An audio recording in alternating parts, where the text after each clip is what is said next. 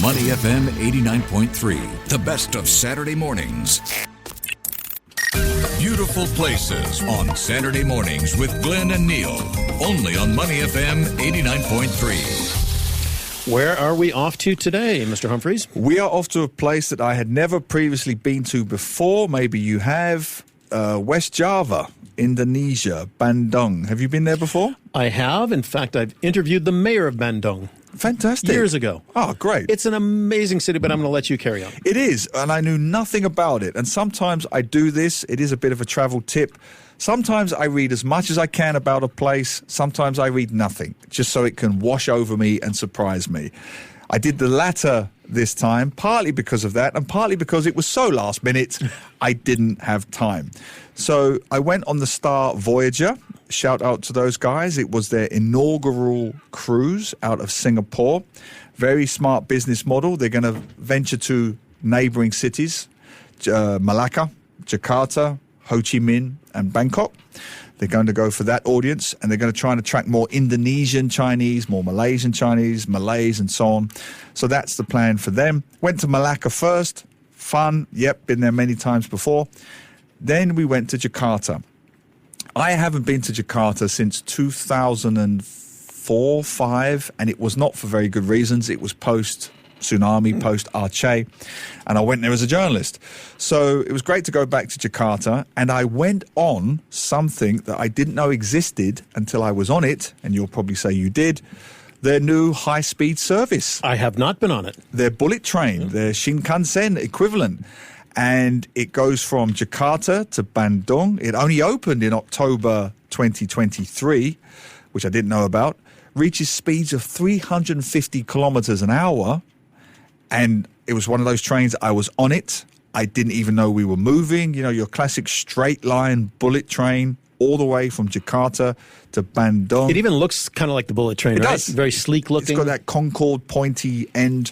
And it's called, best name ever, Whoosh. I love that. I mean, that is a great name. I love that. I have to say, we had design agency folks on earlier. Whoever came up with that name, take the day off. Your work is done. You know, I can imagine agents sitting there for ages, creative agencies, guys, let's just call it what it sounds like. Whoosh. So the fast train from Jakarta to Bandung is called Whoosh. Brilliant. 350 kilometers an hour, does what it says on the tin. Got off at a station called Padalarang. Apologies if I mispronounce that, in West Java.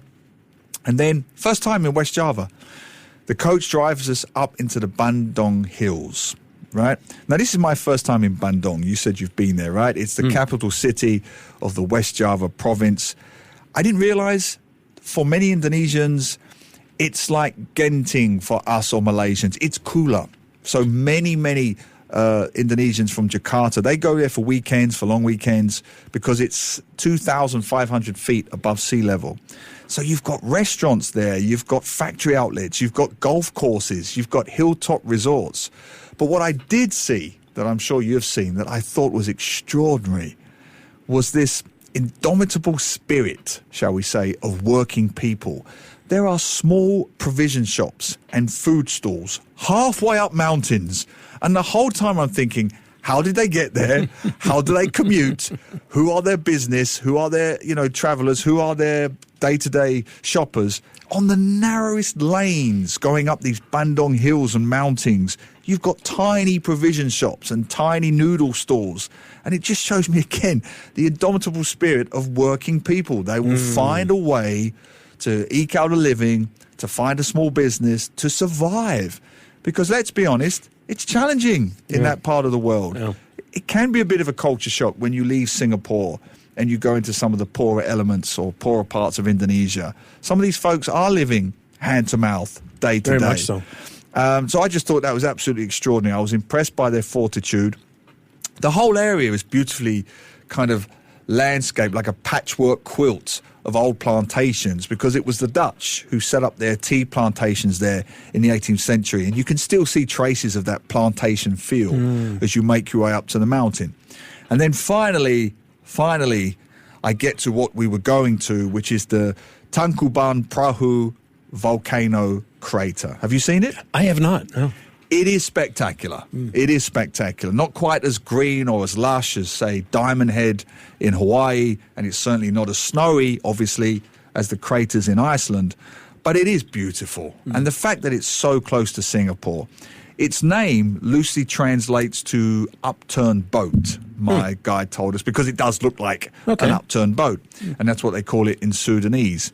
Hot springs, we saw some hot springs bubbling over, some smouldering steam when we arrived. It last erupted in 2019, so fairly recent. Ouch. Fairly recent. Yeah.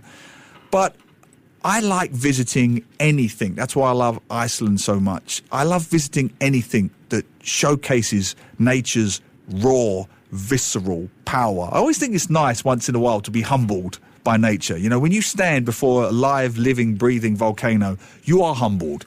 If this thing erupts at any moment, we're done for. Couple of tips. Beautiful for your Gen Zs, lots of great Instagram shots. They even mark them out, you know, TikTok spots and all that kind of thing. And yes, people were doing their influencing and all that kind of stuff. That was great. Couple of tips, and I'd like to know if you've ever had this in Bandung. Do not stand still at all, because you will not be left alone by the sellers. They're selling you everything from fridge magnets to bracelets. I think my daughter's, are you wearing one today? The bag itself came from one of those sellers. Do not stand still, or do not engage. I like to think I'm a polite person. I go on about my working class background. I'm always polite. I did everything the guide said don't do. He said, do not stand still, because they would. It's the honeypot thing. They would just swarm around you, and do not engage. Just keep walking. It's not rudeness, because if you even say things like maybe later, they will take it as gospel. My daughter is pointing at me, so I said, okay, maybe later. Let me see the crater first. Glenn, there was this guy. He followed us all the way to the crater. He waited. He offered to take photographs. He followed us all the way back to the bus. And I looked like every gullible Western tourist in every National Lampoon film. You know, I was that guy. All I needed was the Hawaiian shirt, the Bermuda shorts, the sandals, the Pentax camera. I was Chevy Chase from the National Lampoon movies. I had a crowd of them, didn't I, Abby Rose? I had a crowd of them around me. Wow. All because I said, maybe later. Yeah. And I don't mind. It was only a few bucks, but it's that I was just buying stuff I didn't want or need. Yeah. I bought a bag. I bought several bracelets. I bought fridge magnets. The guy's demonstrating. He's scratching the stone bracelet on the floor to show it's real stone and doesn't scratch. It was only a few dollars, and it wasn't the end of the world. And if anything, I kind of admired, their persistence, their tenacity, but also their pride, because one guy, at the end, he followed me all the way. I said, I really don't want anything you're selling. And I handed him some money. He wouldn't take it. He would not take it. He said, not beggar, seller. Not beggar, seller. Yeah. He would not take it. So he said, just buy one of these bracelets. It was cunning sales in a way, because I ended up giving him 3 times the money I was going to give him for nothing for a bracelet I didn't want. So, yeah, and we finished our trip. It was a great trip, wonderful location. I recommend everyone going. But the best part was, typical tourist, the whoosh I almost missed, because we're back at the train station. We popped in a subway. We had some time to kill.